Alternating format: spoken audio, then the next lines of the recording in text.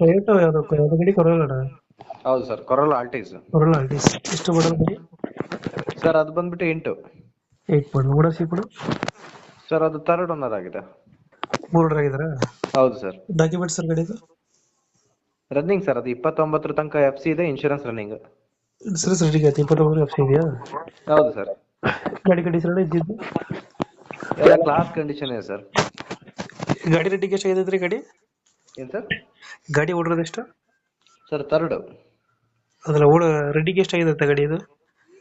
ರೀಡಿಂಗಾ sir? ಹಾ, sir reading ಬಂದ್ಬಿಟ್ಟು 70,000 ಓಡಿದೆ ಸರ್ ಅದು. 70,000.